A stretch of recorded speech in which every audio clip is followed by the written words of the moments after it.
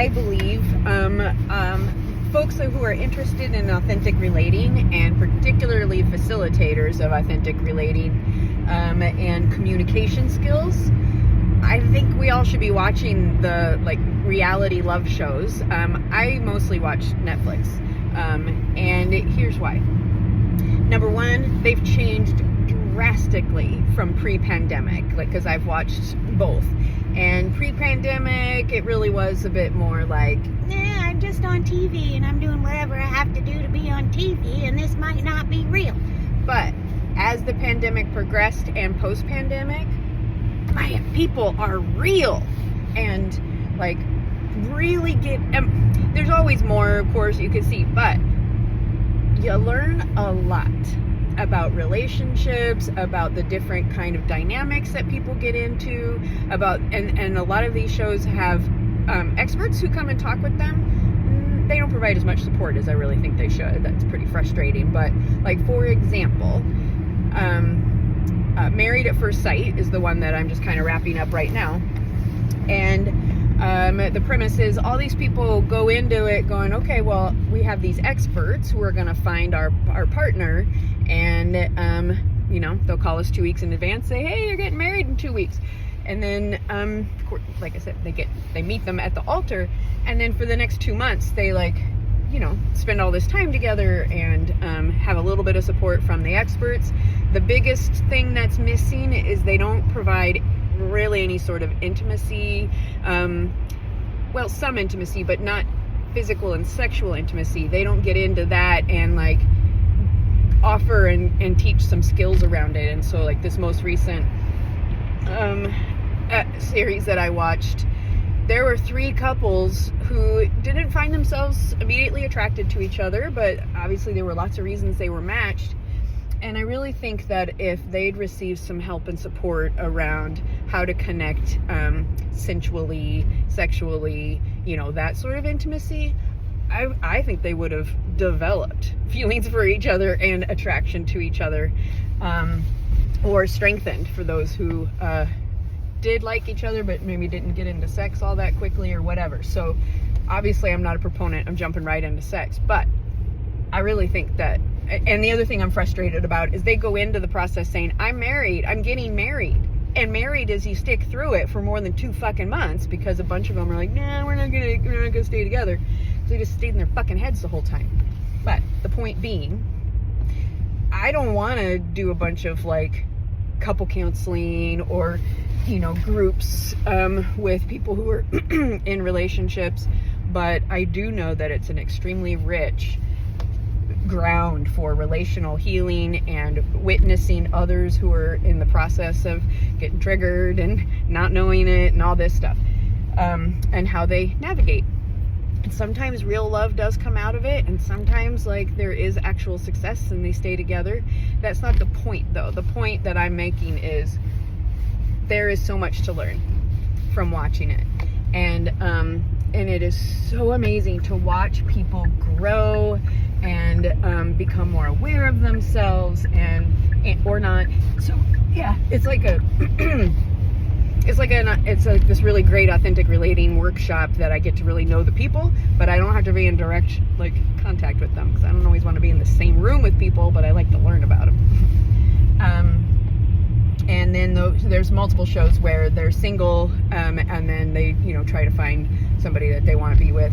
And those are pretty interesting too, because again, post-pandemic, people are way more self-aware, way more vulnerable. I have been really impressed with, actually it's often Black men who are the most in touch, not always, but the most in touch with their feelings, and are the first often to cry on one of these shows. And of course they're like, oh, men don't cry or whatever, but they're modeling really feeling their feelings, and I think it's beautiful, and I'm impressed. Another excellent example, I need to find this particular clip, I hope, and send that out. There's a show called Golden Bachelor, and there's one called Golden Bachelorette. Those shows are fucking amazing too, but Golden Bachelorette in particular, the men who are all trying to date this woman all live in the same house. And those men developed the most incredible relationships with each other. And so you get to witness this men's group throughout the course of like a couple of months or whatever, where they're being for each other when a family member dies or they're grieving something, or even if they're like bummed that the woman that they're all trying to date, like whatever, chose somebody else, they're still all there for each other and they're all trying to date the same lady. But then as they were coming off the show, like there was this one man in particular, he's an Asian man and had been feeling a ton of guilt about his wife's death, thinking he could have done something different. And he got to receive like, no man, you did everything you could, and so all this support around it. And when he was leaving the show, he was crying, and he's like, I came here looking for love, and I found it, but it was a different kind of love. And now I have all these brothers that are very close. I had no idea that I could have this kind of relationship with men, and multiple men on that show said essentially the same thing. They're like, really feeling for each other and with each other, and they're tight. So that was incredibly beautiful too, and proves that anyone, given the opportunity, can kind of develop really authentic, clear relationships, and they just sort of naturally sit in circle together. Nobody's facilitating, nobody's setting the container. They just do it and feel the experience and feel the benefits, and it's beautiful to watch. Sort of similar to like when I've facilitated or co-facilitated workshops, about authentic relating or communication or whatever. That moment that you see the lights go on for somebody and they're like, I didn't know what exactly I was looking for. I just knew I was looking for it, and I didn't know what it was called, and I didn't know how to find it, but it's this.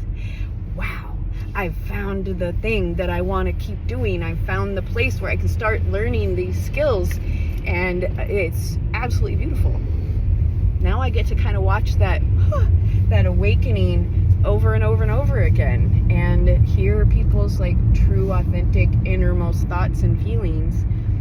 I really do wish that these shows did a better job of supporting them, rather than just kind of leaving them to their own devices a little bit.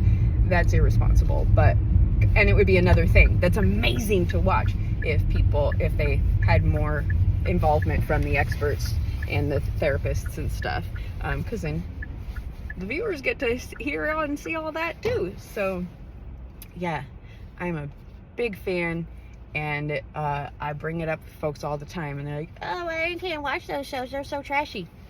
You know what? They've changed. Check it out again. I encourage it.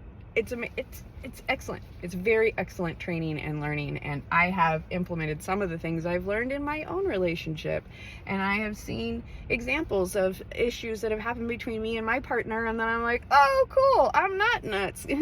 I see the same dynamic happening here, and then I hear so anyway, watch the reality shows about love. There's a bunch of them, and I really I'll just try to make videos about each one individually and what I love about it.